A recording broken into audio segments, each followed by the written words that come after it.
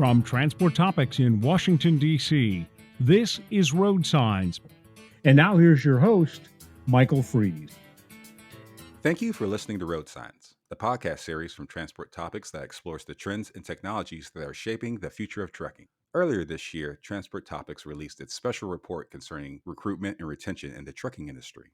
In their struggle to find and keep drivers, fleets have applied several methods in encouraging employment, namely raising pay rates.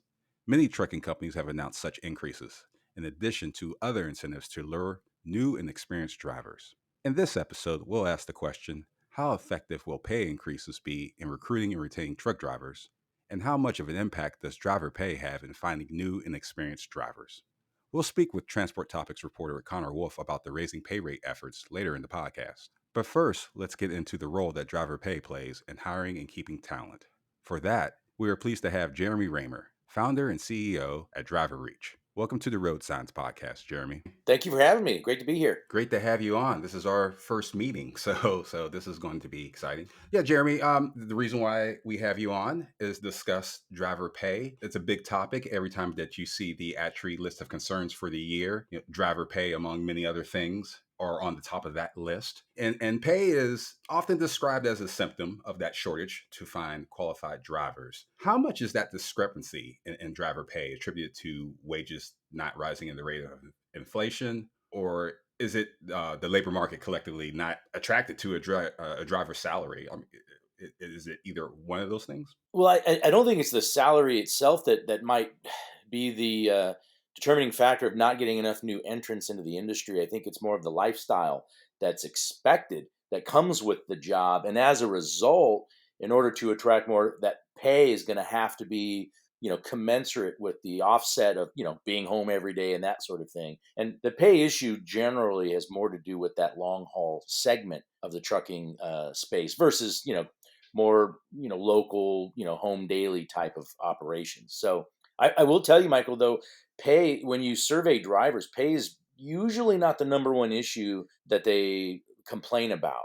It's not important, but it's usually not number one. I think most important is generally this feeling that they're appreciated and feeling heard, or that the equipment is up to par and in good operating condition, and just a sense of respect and those sorts of things. Those tend to trump pay, but pay is tangible. Pay is real. We can feel it. That was the thing that I came across in the special report of recruitment and retention. When I spoke to drivers, that was the main thing too, Jeremy, where they wanted to feel appreciated, and then feeling appreciated, especially with the qualified drivers. It was about comfort and knowing that a company can rely on you and things like that. Things that make you feel appreciated when you're working in any company. But when as you said, the tangible value of pay is there. It remains a constant concern for drivers. Besides feeling appreciated. You had mentioned the work conditions. I mean, is it more of a generational thing? Trying to find drivers, because the driver, the average age of a driver is somewhere in the mid-50s or so. And that whole thing, just growing up and me being of that particular certain age as well, I remember the career of a truck driver is being out on that road, away from your family, but you're earning a living, but there's that moment of being away where a millennial is more concentrated on just kind of the work-life balance, and especially for those who want a career in trucking, they would more lean toward that the driver, maybe the last mile delivery driver, or having a type of route that you'll be able to come home at the end of the day. I mean, does that play into just the truck driver salary and the truck driver lifestyle in that? I mean, where's that work in this equation? Yeah, so I think it's conceivable, right? When somebody becomes a truck driver, they're probably going to have to be a long haul over the road driver for a period of time, and then they may want to do that for a much longer period of time. They may enjoy it. The life that goes on around them is okay with that. But then sometimes those things change, those dynamics change, and maybe there's a significant other that's involved, or maybe there's children or even grandchildren that start to impact that dynamic, and instead you say, I don't want to be over the road anymore. I need to be home more often.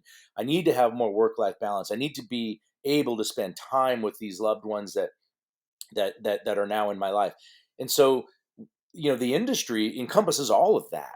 And so there's plenty of times where you have a driver transition from, that long haul type of scenario into a more local or regional or home daily type of, job. And it's usually because they need to accommodate some change in their life. And so that's all good.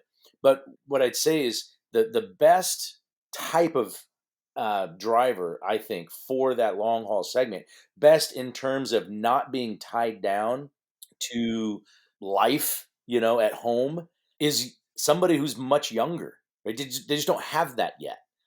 Which is why I'm a big advocate of, in promoting, a reduction in the minimum age from 18 to 21. And you've got to be able to get those younger, newer entrants into the industry properly trained and doing that type of work because their life affords it.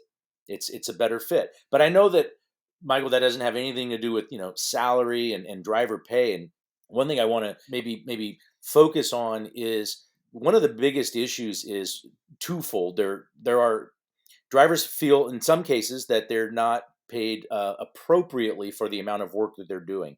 So when they're paid in piecemeal approach, by the mile, by the stop, and certain things like that, if there's a lot of downtime, detention time that they're not getting compensated for, their valuable time that they're able to work in the course of a day, they're not getting compensated for. So they're being shortchanged. They feel, and rightfully so. And one of the best things that I believe a company can do to offset that is put together a minimum weekly guarantee that, no matter what, as long as the driver is able to work every day and we're going to do everything we can to dispatch them to the best of their legal hours to operate, we're going to make sure that they earn no less than X a week.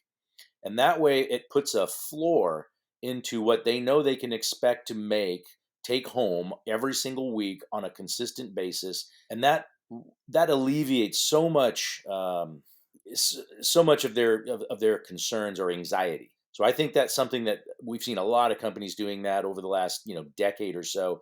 And I think that is it's really conducive to a much better pay environment from a driver's perspective. From time to time, an issue commands so much of the industry's attention that it requires a deeper dive, a resource readers can turn to, a Transport Topics special report. We're turning our attention to another big issue, electrification and the key factors that will drive this industry trend. In every case, we're working to provide our readers with information, analysis, and clarity on key issues confronting fleets. One comprehensive resource packed with insights that can give you the edge. Transport Topics invites you to learn more about our special reports. To reserve your copy of the latest special report, visit ttn.ws/electrification.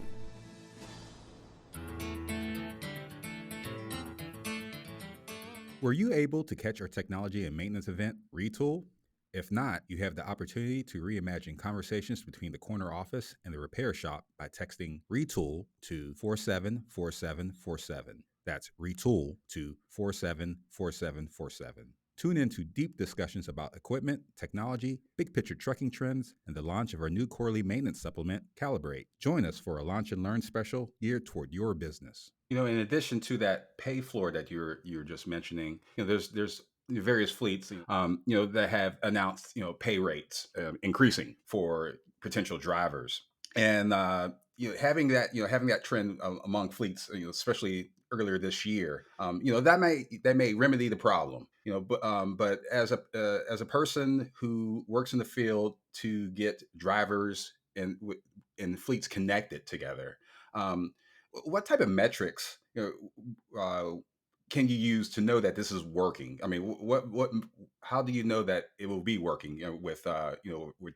having that pay floor that you're mentioning, and fleets, raising their rates to entice drivers.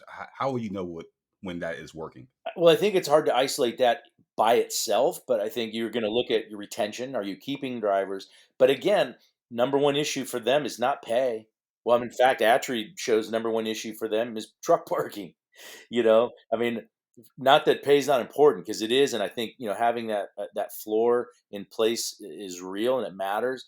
But addressing some of those other things, um, such as can I help a driver? Can I make it easier for a driver to find parking when they need? Can I secure parking for them so they know when they're on their 10th or 11th hour of driving, they're going to be able to find a place and have secure parking. Like, those are the sorts of things that, when you do those in addition to taking care of them and making them feel that they're compensated fairly, your retention numbers are going to skyrocket. And so your turnover being dramatically reduced, I mean, I think that's the metric that you're looking for, is, am I seeing my turnover decrease dramatically?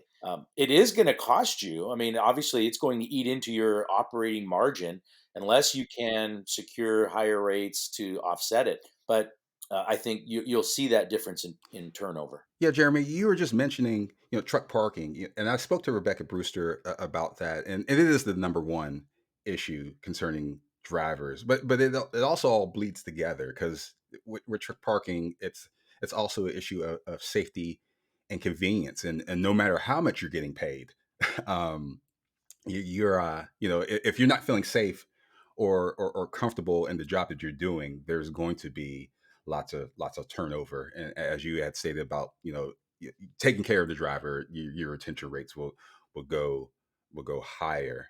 um, you know Before I let you go, I just wanted to ask you too, besides the pay raise, and you mentioned it, you touched upon this a little bit, but what other steps are fleets and third parties taking that you see is encouraging toward assuaging pay issues for truckers?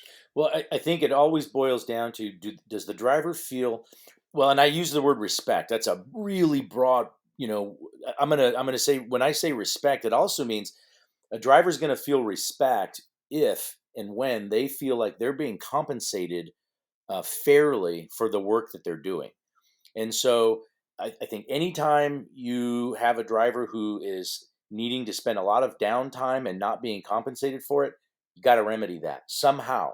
Figure out a way to make sure that that driver is being compensated enough to offset that what potential revenue they're losing by not moving or not being active, and doing something that generates revenue for the company. Those are the types of things that are really important. And that, again, gets back to why I say, having a floor, putting a program in place that guarantees a minimum. You're basically saying, look, the onus is on me as the carrier. I'm going to do everything I can to dispatch you in a way to help you generate as much money as you can for yourself within the confines of the rules. However, if I can't do that, that's my problem, and I'm going to eat it because I'm going to make sure you're taken care of first. And I think when that's the message that you convey to the driver, now they feel that respect. They feel like, okay, I'm valuable enough that they're going to put their neck out there, because there may be times when the company eats it and might have a loss for the week, but they did that because it was the right thing to do to make sure that driver's whole. Sometimes you got to do that, and I think that goes a long way in ensuring that the driver feels rewarded for their effort. Well, I mean, well, here I'm going to ask you, as I do with most guests, to put your analyst hat on in that sense of being in the shoes of that CEO of that fleet, where you're talking about eating costs. Do you think that's somewhat of a fear that companies don't take that chance in investing in that driver? I mean, because I was mentioning that first question about just sort of the wages rising with the rate of inflation. With just with inflation, you can bread and milk, it fluctuates, it goes up and down, but you don't have that luxury with driver pay. You're not going to give a driver a raise or present a pay rate and then come down because of what's happening with the economy. I mean, but besides that, I mean, is there a certain fear that companies have? I mean, in your opinion, that they don't take those steps to eat those costs, as you had mentioned, to help drivers, to help bring in drivers with a competitive rate? Yeah, well, and that's certainly, I think I saw a recent article just about that. I mean, there will be carriers who are aggressively raising pay to attract drivers, and it's not only new drivers that they're hiring at a higher rate. Obviously, they've got to do that same for all of their current drivers. In some cases, even more so, for those who are tenured, for years. And so that's the danger of you continue to do that, and that eats into your operating, margin, to your profits, and then when the economy rolls over and now you're having to haul freight for less, or the price of fuel continues to climb, or these sorts of things, that now you're in the red. So you've got to be really careful, which frankly is a reason why, rather than be so aggressive on the front end and guarantee so much stuff up front that you may end up holding the bag later, I think it's far better to say, look, no driver that works here will ever make any less than X. And whatever X is, it's different for, different regions of the country, for different types of jobs. But you always say, no matter what, I will always make sure that every driver is always going to make X. Because it's one thing to say, hey, we're going to pay all of our drivers 60 cents a mile, 80 cents a mile. Well, that's all fine. But what really matters is, how much is that driver taking home every week? If I make 80 cents a mile, but I'm only driving, 100 miles, that ain't going to cut it.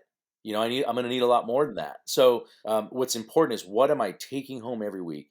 And I can't stress enough, I think companies can protect themselves from that inevitable rollover, economically speaking, with that, a guaranteed type of program like that, as long as it's not, too aggressive. But what you're trying to do is smooth out the week where the driver might make $2,000 one week, and then the next week driver makes 1,200.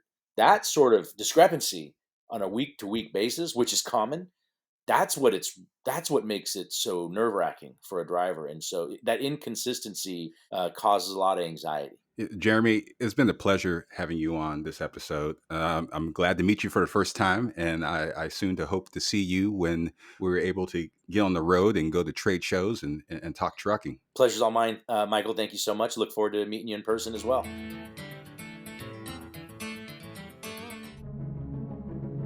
In times like these, it's crucial to stay informed. Transport Topics is offering all the information you need to make business decisions in these unprecedented times. And in the wake of the many event cancellations and group gatherings, TT ensures a virtual way to consume business content and conversation. To join the conversation and stay ahead of the news, follow Transport Topics on all social outlets or by visiting ttn.ws/stay informed.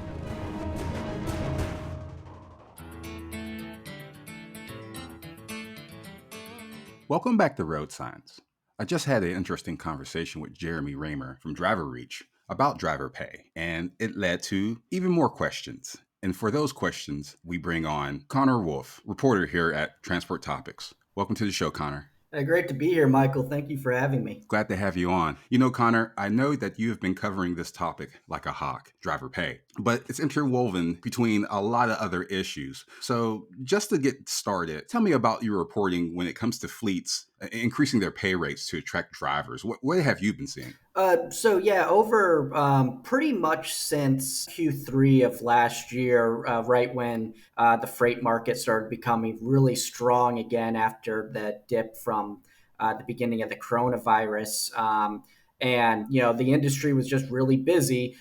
There was a refocus to recruit drivers, and a lot of companies pretty much consistently since then, even now, have been announcing pay raises. And it's just a matter of we're at a point right now where the industry does not have enough drivers to meet the demand that we're seeing right now.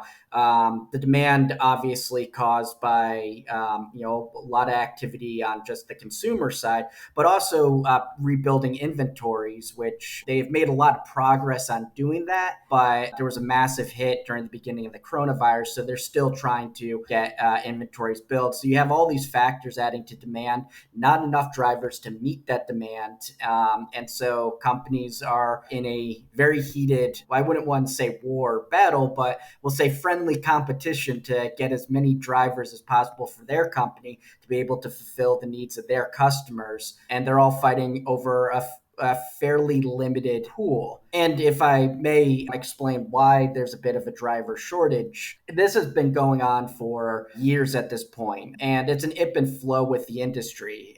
When demand is low, obviously they don't need as much drivers, but when demand's high, they usually don't have enough drivers. So it's a ebb and flow type issue that has gone back many years at this point.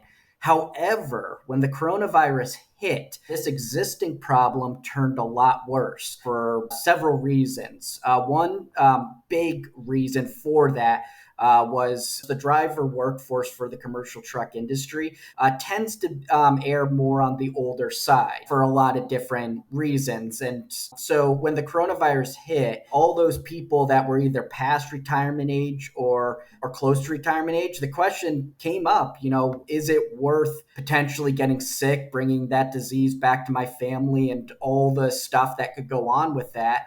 Is that worth it, or should I just retire now? So you saw a bunch of retirees, and then the pipeline of new drivers that are supposed to replace drivers that are retiring, first of all, is pretty slow as is. It's just not as popular a job amongst youths as it was, back in previous generations.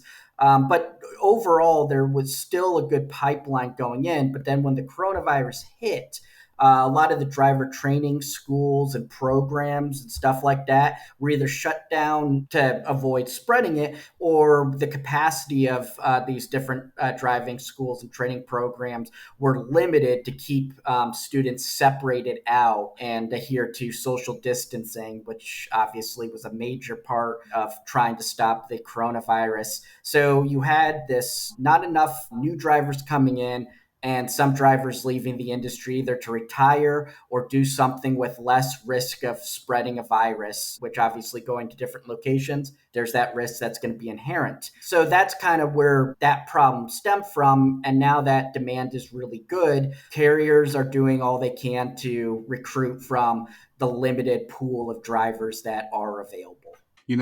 One of the things, and you had just mentioned that, pay is used to get the drivers into the door. But as I've been learning and as you've been reporting, there's much more to, offering increased pay to not only recruit the drivers, but to retain those drivers. And one of the things that I spoke about with Jeremy Raymer was that, pay is one of the issues, but it's not the issue. And what he had brought up, just job satisfaction, just the driver being appreciated. And another topic that he brought was truck parking. But I know through your reporting, there are some other issues as well that affects driver recruitment and retention. Although we're talking about pay, but one of the things that's been brought up as well is equipment. Can you elaborate on that? Yeah, and you're completely right. Pay is what most drivers will notice first. That's kind of the top line piece of information that companies should kind of be aware of. However, it's not going to be necessarily what's going to get them to accept a job, and it's certainly not going to be what's going to get them to stay with a job. Equipment, as you mentioned, is a massive issue, and obviously, in the current environment, given that because of the chip issue, the semiconductor chip issue, it's hard to get new equipment. It's obviously very constrained. However, there's still things you can do. Make sure that you have a good maintenance team that's on the spot, that's ready to repair things quickly, and you're keeping things, as even old equipment, as clean and in working condition as possible. It's harder with older equipment, but it's still something they can do. And this is a massive difference between a driver choosing to leave a company or staying with a company. It's critical for retention. And some of your listeners might ask, at least the ones that aren't in the industry, why is that? Why would equipment be such a big thing? You can still get from point A to point B with an old truck. And that's true, but the issue is if you're in the shop for repairs and the company is slow to repair, or your truck is constantly breaking down because you're not doing kind of the pre-checks and the stuff that's supposed to prevent issues to begin with, then they're in the shop, they're not making as much much miles, as much money as if they're out of the shop. So getting them out of the shop and keeping them out of the shop as much as possible is very important. And also it affects other issues that are also usually when the different recruitment agencies and stuff pull drivers. It impacts other issues that are important to drivers, like home time. Drivers like home time. They want to be either, just have moment to themselves, or they want to be with their families. And you don't have this issue as much with last mile, but those drivers that are driving across the country, staying long hauls on the road, they're not seeing their family as much as someone who's working a 9 to 5, who gets to go home to their children and wife every day. And so if you're in the shop across the country getting your truck fixed for something that could have been a preventable issue, then that's going to affect the driver and how much they want to stay with a company. So equipment is night and day. Get the drivers on the road and get them back home during their home time. That's really what it comes down to. And that means making sure equipment is good, and when it does break down, the company is ready as quickly as possible to fix the issue. As you have stated, Connor, equipment is a major concern for job retention and recruitment.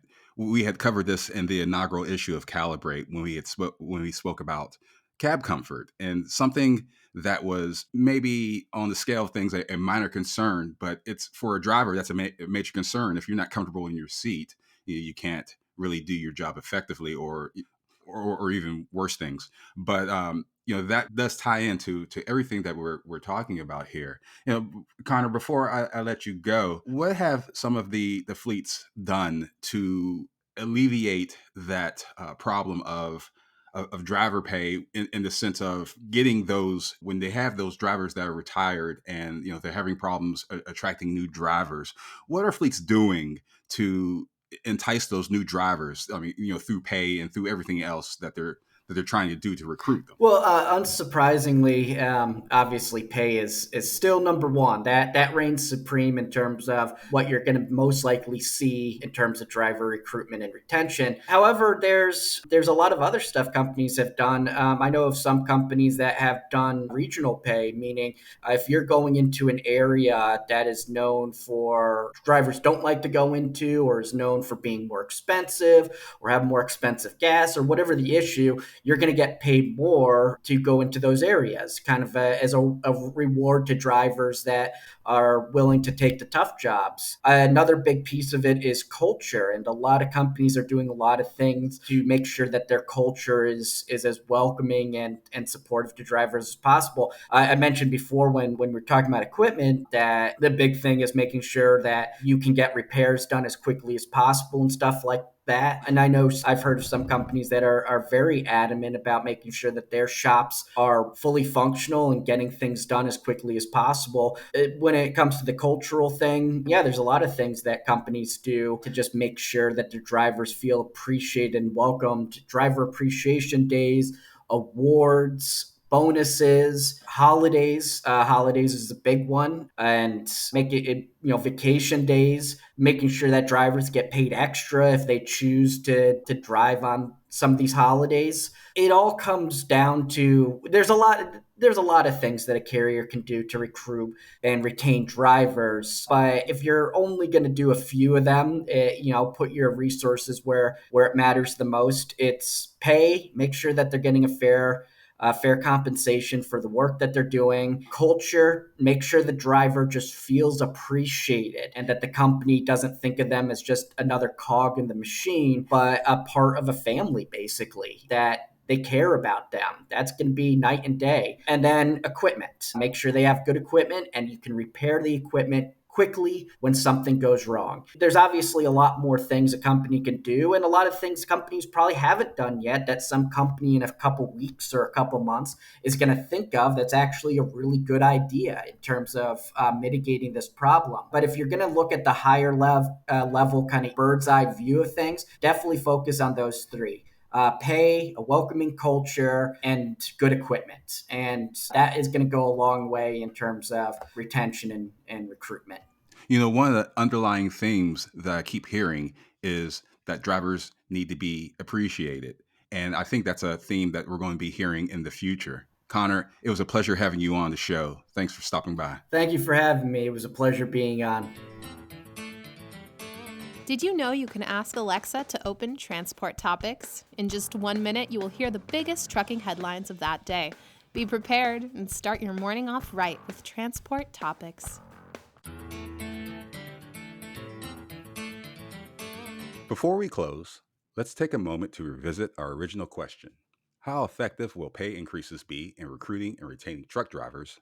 And how much of an impact does driver pay have in finding new and experienced drivers? First, we'd like to thank Jeremy Raymer and Connor Wolf for coming on to RoadSigns to discuss the impact of driver pay.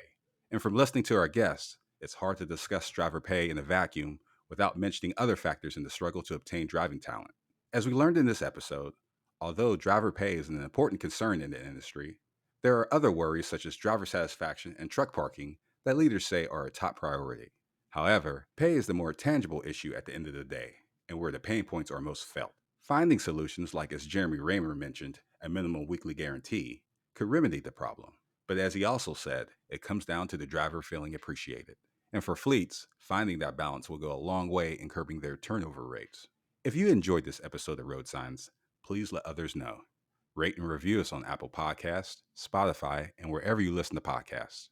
If my questions have sparked questions of your own, share them with the Road Signs team, or reach me on Twitter at Michael V. Freeze. You can email us at share@ttnews.com. We'll read them and respond daily. And of course, we'll be back in 2 weeks with a new episode of Road Signs. Until then, I'm Michael Freeze. Thank you for listening.